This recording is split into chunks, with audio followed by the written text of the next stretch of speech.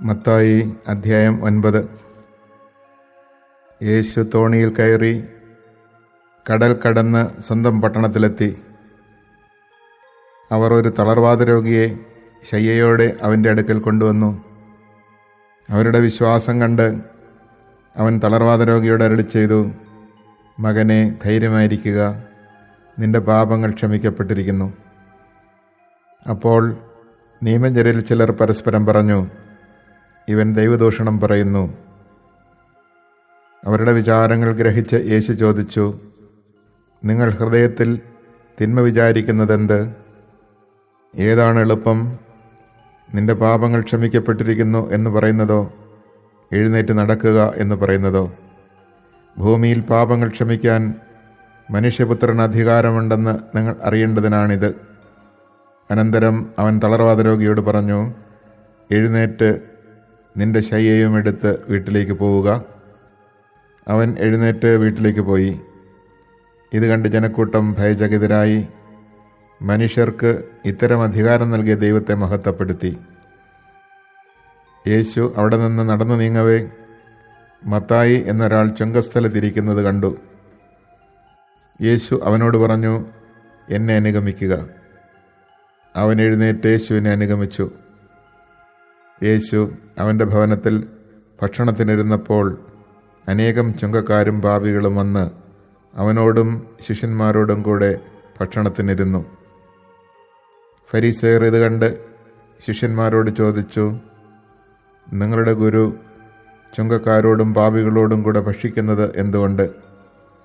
ഇത് കേട്ട് അവൻ പറഞ്ഞു, ആരോഗ്യമുള്ളവർക്കല്ല, രോഗികൾക്കാണ് വൈദ്യനെ കൊണ്ട് ആവശ്യം. ബലിയല്ല, കരുണയാണ് ഞാൻ ആഗ്രഹിക്കുന്നത് എന്നതിൻ്റെ അർത്ഥം നിങ്ങൾ പോയി പഠിക്കുക.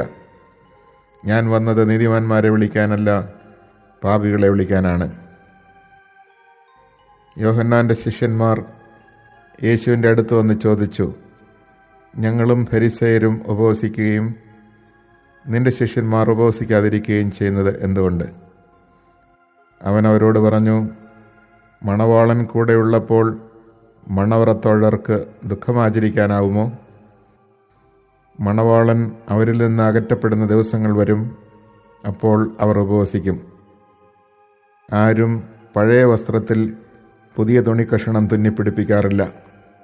അങ്ങനെ ചെയ്താൽ തയ്ച്ച് ചേർത്ത തുണിക്കഷണം വസ്ത്രത്തിൽ നിന്ന് കീറിപ്പോരുകയും കീറൽ വലുതാവുകയും ചെയ്യും. ആരും പുതിയ വീഞ്ഞ് പഴയ തോൽക്കുടങ്ങളിൽ ഒഴിച്ചു വയ്ക്കാറില്ല. അങ്ങനെ ചെയ്താൽ തോൽക്കുടങ്ങൾ പൊട്ടി വീഞ്ഞൊഴുകിപ്പോവുകയും കുടങ്ങൾ നഷ്ടപ്പെടുകയും ചെയ്യും. അതിനാൽ പുതിയ വീഞ്ഞ് പുതിയ തോൽക്കുടങ്ങളിലാണ് ഒഴിച്ചു വയ്ക്കുക, അപ്പോൾ രണ്ടും ഭദ്രമായിരിക്കും. അവൻ അവരോട് സംസാരിച്ചു കൊണ്ടിരിക്കുമ്പോൾ ഒരു ഭരണാധികാരി അവനെ സമീപിച്ച് താണു വണങ്ങിക്കൊണ്ട് പറഞ്ഞു, എൻ്റെ മകൾ അല്പം മുമ്പ് മരിച്ചുപോയി. നീ വന്ന് അവളുടെ മേൽ കൈവയ്ക്കുമെങ്കിൽ അവൾ ജീവിക്കും. യേശുവും ശിഷ്യന്മാരും അവനോടൊപ്പം പോയി. 12 വർഷമായി രക്തസ്രാവം നിമിത്തം കഷ്ടപ്പെട്ടിരുന്ന ഒരു സ്ത്രീ പിന്നിലൂടെ വന്ന് അവൻ്റെ വസ്ത്രത്തിൻ്റെ വിളുമ്പിൽ സ്പർശിച്ചു. അവൻ്റെ വസ്ത്രത്തിൽ ഒന്ന് സ്പർശിച്ചാൽ മാത്രം മതി, എനിക്ക് സൗഖ്യം കിട്ടുമെന്ന് അവൾ ഉള്ളിൽ വിചാരിച്ചിരുന്നു. യേശു തിരിഞ്ഞ് അവളെ നോക്കി അരുളിച്ചെയ്തു, മകളെ, ധൈര്യമായിരിക്കുക, നിന്റെ വിശ്വാസം നിന്നെ രക്ഷിച്ചിരിക്കുന്നു. ആ നിമിഷം മുതൽ അവൾ സൗഖ്യമുള്ളവളായി. യേശു ഭരണാധികാരിയുടെ ഭവനത്തിലെത്തി കുഴലൂത്തുകാരെയും ബഹളം വയ്ക്കുന്ന ജനങ്ങളെയും കണ്ടു പറഞ്ഞു, നിങ്ങൾ പുറത്തു പോകുവിൻ, ബാലിക മരിച്ചിട്ടില്ല, അവൾ ഉറങ്ങുകയാണ്. അവരാകട്ടെ അവനെ പരിഹസിച്ചു. ജനക്കൂട്ടത്തെ പുറത്താക്കിയ ശേഷം അവൻ അകത്ത് കടന്ന് അവളെ കൈക്ക് പിടിച്ചുയർത്തി. അപ്പോൾ ബാലിക എഴുന്നേറ്റു. ഈ വാർത്ത ആ നാട്ടിലെങ്ങും പരന്നു. യേശു അവിടെ നിന്ന് കടന്നു പോകുമ്പോൾ 2 അന്ധന്മാർ, ദാവീദിൻ്റെ പുത്രാ, ഞങ്ങളിൽ കനിയണമേ എന്ന് കരഞ്ഞപേക്ഷിച്ചുകൊണ്ട് അവനെ അനുഗമിച്ചു. അവൻ ഭവനത്തിലെത്തിയപ്പോൾ ആ അന്ധന്മാർ അവൻ്റെ സമീപം ചെന്നു. യേശു അവരോട് ചോദിച്ചു, എനിക്കിത് ചെയ്യാൻ കഴിയുമെന്ന് നിങ്ങൾ വിശ്വസിക്കുന്നുവോ? ഉവ്വ് കർത്താവേ എന്ന് അവർ മറുപടി പറഞ്ഞു. നിങ്ങളുടെ വിശ്വാസം പോലെ നിങ്ങൾക്ക് ഭവിക്കട്ടെ എന്ന് പറഞ്ഞുകൊണ്ട് അവൻ അവരുടെ കണ്ണുകളിൽ സ്പർശിച്ചു. അവരുടെ കണ്ണുകൾ തുറന്നു. ഇത് ആരും അറിയാനിടയാകരുത് എന്ന് യേശു അവരോട് കർശനമായി നിർദ്ദേശിച്ചു. എന്നാൽ അവർ പോയി അവൻ്റെ കീർത്തി നാടെങ്ങും പരത്തി. അവർ പോയി കഴിഞ്ഞപ്പോൾ പിശാച് ബാധിതനായ ഒരു ഊമനെ ജനങ്ങൾ അവൻ്റെ അടുക്കൽ കൊണ്ടുവന്നു. അവൻ പിശാചിനെ പുറത്താക്കിയപ്പോൾ ആ ഊമൻ സംസാരിച്ചു. ജനങ്ങൾ അത്ഭുതപ്പെട്ടു പറഞ്ഞു, ഇതുപോലൊരു സംഭവം ഇസ്രായേലിൽ ഒരിക്കലും കണ്ടിട്ടില്ല. എന്നാൽ ഫരിസേയർ പറഞ്ഞു, അവൻ പിശാചുക്കളുടെ തലവനെ കൊണ്ടാണ് പിശാചുക്കളെ ബഹിഷ്കരിക്കുന്നത്. യേശു അവരുടെ സിനഗോഗുകളിൽ പഠിപ്പിച്ചും രാജ്യത്തിൻ്റെ സുവിശേഷം പ്രസംഗിച്ചും എല്ലാ രോഗങ്ങളും വ്യാധികളും സുഖപ്പെടുത്തിയും എല്ലാ നഗരങ്ങളിലും ഗ്രാമങ്ങളിലും ചുറ്റി സഞ്ചരിച്ചു. ജനക്കൂട്ടങ്ങളെ കണ്ടപ്പോൾ യേശുവിന് അവരുടെ മേലെ അനുകമ്പ തോന്നി. അവർ ഇടയനില്ലാത്ത ആടുകളെപ്പോലെ പരിഭ്രാന്തരും നിസ്സഹായരുമായിരുന്നു. അവൻ ശിഷ്യന്മാരോട് പറഞ്ഞു, വിളവധികം, വേലക്കാരോ ചുരുക്കം. അതിനാൽ തൻ്റെ വിളഭൂമിയിലേക്ക് വേലക്കാരെ അയക്കാൻ വിളവിൻ്റെ നാഥനോട് പ്രാർത്ഥിക്കുവിൻ.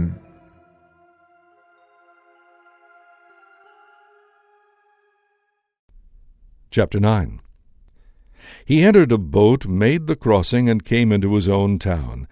And there people brought to him a paralytic lying on a stretcher. When Jesus saw their faith, he said to the paralytic, "Courage, child, your sins are forgiven." At that, some of the scribes said to themselves, "This man is blaspheming." Jesus knew what they were thinking and said, "Why do you harbor evil thoughts? Which is easier, to say, 'Your sins are forgiven,' or to say, 'Rise and walk'?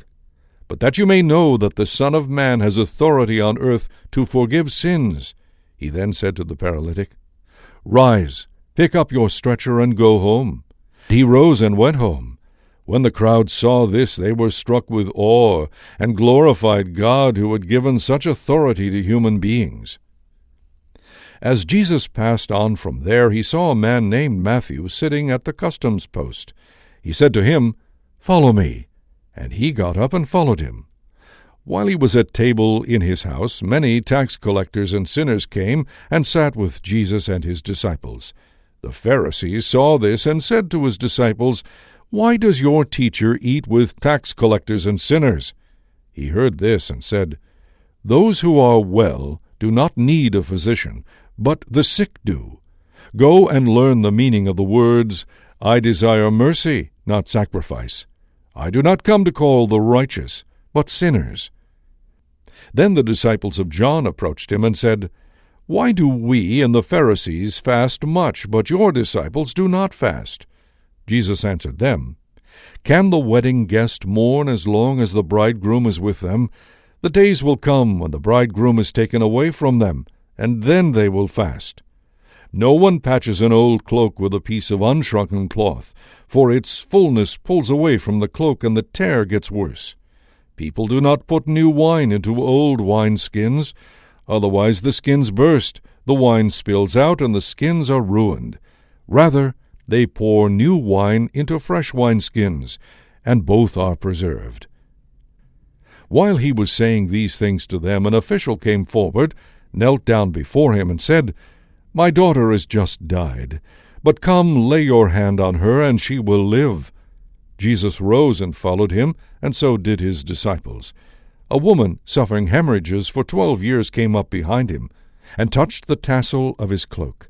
She said to herself, "If only I can touch his cloak, I shall be cured."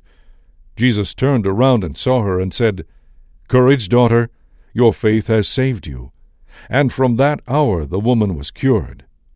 When Jesus arrived at the official's house and saw the flute players and the crowd who were making a commotion, he said, "Go away, the girl is not dead but sleeping." And they ridiculed him. When the crowd was put out, he came and took her by the hand, and the little girl arose, and the news of this spread throughout all that land. And as Jesus passed on from there, 2 blind men followed him, crying out, "Son of David, have pity on us." When he entered the house, the blind men approached him, and Jesus said to them, "Do you believe that I can do this?" "Yes, Lord," they said to him. Then he touched their eyes and said, "Let it be done for you according to your faith." And their eyes were opened. Jesus warned them sternly, "See that no one knows about this." But they went out and spread word of him through all that land. As they were going out, a demoniac who could not speak was brought to him, and when the demon was driven out, the mute person spoke. The crowds were amazed and said, "Nothing like this has ever been seen in Israel." But the Pharisees said, "He drives out demons by the prince of demons." Jesus went around to all the towns and villages, teaching in their synagogues, proclaiming the gospel of the kingdom, and curing every disease and illness. At the sight of the crowds, his heart was moved with pity for them, because they were troubled and abandoned like sheep without a shepherd. Then he said to his disciples, "The harvest is abundant, but the laborers are few. So ask the master of the harvest to send out laborers for his harvest."